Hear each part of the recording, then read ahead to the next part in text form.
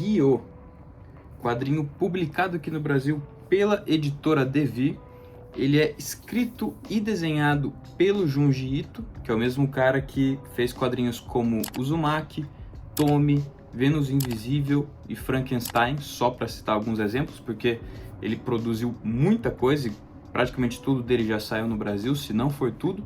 E esse aqui, o Guiô, era o último quadrinho que me faltava do Junji Ito na coleção, né? Pelo menos quadrinhos escritos e desenhados por ele, porque tem dois que ele só desenhou, que é o Nas Montanhas, eu não lembro o nome certo agora, mas vocês estão vendo aí na tela, e o outro é o Angústia, que como não é escrito e desenhado por ele, eu não conto muito, nem sei se algum dia eu vou comprar ou não, porque para mim a graça da história do Junji Ito é mais o roteiro do que a arte propriamente dita. Mas então, agora eu tenho tudo do Junji Ito que já saiu no Brasil, e eu não sei se já saiu tudo que ele já produziu, né? Porque ele realmente fez muita coisa. E antes de falar sobre a história em si do Guiô, eu quero falar um pouco sobre essa edição da Devi, que ela tem algumas coisas que ou é uma escolha que me incomodou, ou é realmente alguns problemas de edição.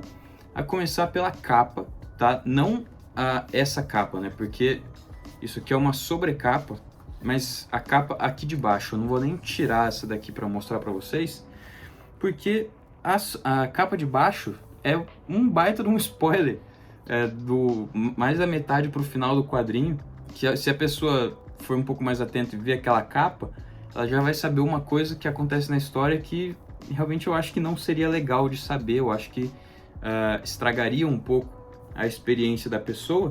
Mas como eu já tinha lido esse quadrinho em scan, não é uma leitura, não é a primeira vez que eu tô lendo esse quadrinho, então para mim isso não me incomodou tanto, mas eu acho que pode incomodar. Outra coisa também é que tem vários erros de edição, erros como palavras faltando uma letra, tipo, ou no começo ou no meio, ou palavras escritas erradas com a letra trocada.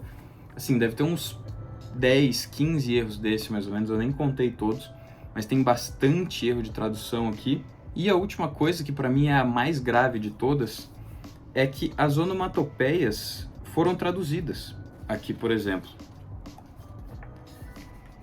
No Japão, as onomatopeias são desenhadas pelo próprio autor, tipo, no desenho mesmo, e as editoras nem conseguem tirar a camada só da onomatopeia para substituir. Geralmente o que fazem aqui no Brasil, que eu acho que é o certo, porque faz parte do desenho, é deixar a onomatopeia em japonês e colocar a tradução da onomatopeia do lado pequenininho, né? Porque como faz parte do desenho, às vezes o autor usa aquela onomatopeia para mostrar alguma coisa também. Por exemplo, é alguma coisa correndo, daí a onomatopeia é mais esticada.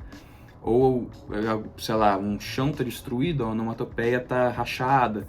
Então faz parte do desenho, por isso que eu acho que não deve ser traduzida, né? As do Japão, pelo menos. E aqui foi tudo traduzido, e isso me irritou um pouquinho, assim. Fazia muito tempo que eu não via um mangá com as onomatopeias traduzidas, e eu acho que os fãs mais hardcore, assim, de mangá, que eu nem me incluo nessa categoria, mas tudo bem.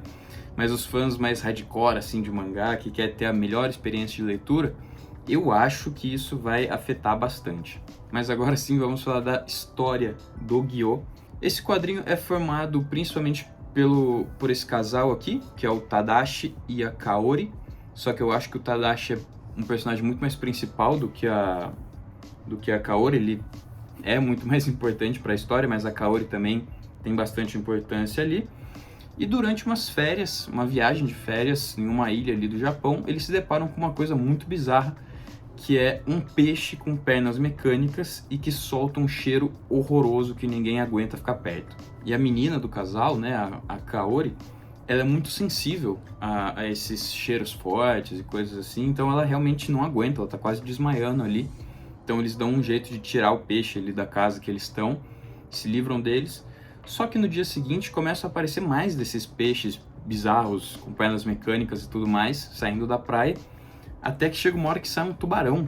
É uma cena muito bizarra, e nisso eles decidem encerrar a viagem por ali e voltar para Tóquio. E quando eles voltam para Tóquio, começa a aparecer notícias em todos os canais falando que esses peixes não estão mais só naquela ilha que eles estavam, mas agora eles estão aparecendo por todo o Japão, né, onde tem uma parte mais costeira ali, e também está começando a aparecer em outros lugares do mundo, e ninguém sabe o que é que está acontecendo, porque que esses peixes têm pernas mecânicas. E chega uma hora que o Tadashi vai visitar um tio dele, que é meio que um cientista ali, não fica muito claro realmente o que ele estuda, o que ele faz, mas o tio dele vai dar uma explicação mais ou menos ali de por que isso está acontecendo, que envolve eu não lembro agora se era o pai dele ou o avô dele que está envolvido nessa história, mas enfim, ele conta essa história, ele dá uma pequena explicação de como que esses peixes começaram a ter pernas mecânicas, e não é uma explicação muito elaborada, não é uma explicação que leva várias páginas, é uma explicação de, sei lá, 4 páginas, ou até menos, eu não lembro agora. Mas, como não é normal ter explicações no quadrinho do Junji Ito, só com essa explicação eu já fiquei muito feliz. Eu não lembrava que tinha essa explicação, então, conforme eu ia lendo, eu queria que tivesse alguma explicação, porque eu realmente não lembrava, fazia mais de 10 anos que eu não li esse quadrinho. Então eu fiquei bem feliz de que tem uma explicação aqui no quadrinho do Junji Ito. E chega um determinado momento ali do quadrinho que esses seres aquáticos, os peixes, os tubarões que aparecem e tudo mais, eles meio que vão começar a dominar o mundo, ou pelo menos começar a dominar aquela região que eles estão aparecendo ali, porque, óbvio, eles não estão vivos, né? Porque peixe só respira na água. Então, a explicação, mais ou menos, não vou contar a explicação inteira, mas essas pernas, elas são meio que uma coisa viva, porque elas têm uma bactéria dentro delas, e quando elas grudam no peixe, porque elas têm uma espécie de um espinho assim embaixo que engancha no peixe, essa bactéria é liberada e é essa bactéria que vai tomar conta ali, que é essa bactéria que vai controlar todo mundo. Inclusive, sei lá, os movimentos do peixe, o movimento da boca de um tubarão e por aí vai. Então, ninguém sabe direito como parar esses seres, né? Porque, como eles já estão mortos, muitas vezes nem as armas de fogo conseguem parar os animais. E como esses peixes já estão mortos, eles vão começar a se decompor aos poucos, né? E quando eles se decompõem, a perna ainda consegue se mover, porque é essa bactéria que está movimentando a perna mecânica ali. Então ela vai começar a procurar uns outros seres vivos, digamos assim, para ele ser mais forte ali, enfim, para ele conseguir ter um movimento maior, conseguir dominar aquele lugar. Mas aí eu já não vou falar muito mais disso, das outras coisas que ele domina, porque eu já acho que é entrar um pouco em território de spoiler. O final do Gyo me pareceu um tanto apressado. Ele não tem aquele final satisfatório que você realmente gosta do final, mas ele também não é aquele final ruim ao ponto de apagar todo o brilhantismo que a história já trouxe antes, né? E, na minha opinião, Gyo é um dos melhores quadrinhos do Junji Ito. Ele fica, para mim, lá em cima, junto com Uzumaki e Declínio de um Homem. Ele só não forma essa trinca, realmente, porque tanto Uzumaki quanto Gyo são, na minha opinião, são bons do começo ao fim, né? E, como eu disse, o final do Gyo não é tão legal, mas ainda assim é um quadrinho muito bom.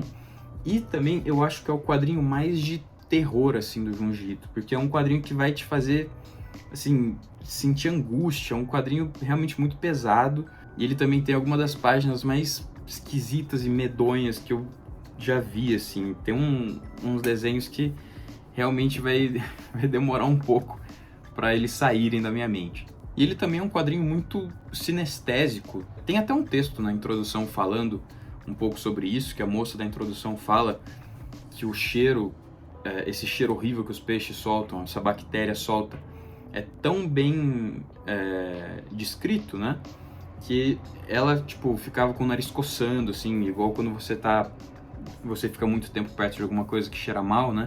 E realmente ele causa um efeito sinestésico, mas pra mim não teve esse efeito de ficar com o nariz coçando, nem nada assim. Eu só me senti incomodado durante a leitura. Assim, você quer ler aquilo logo pra aquilo passar, assim, você não...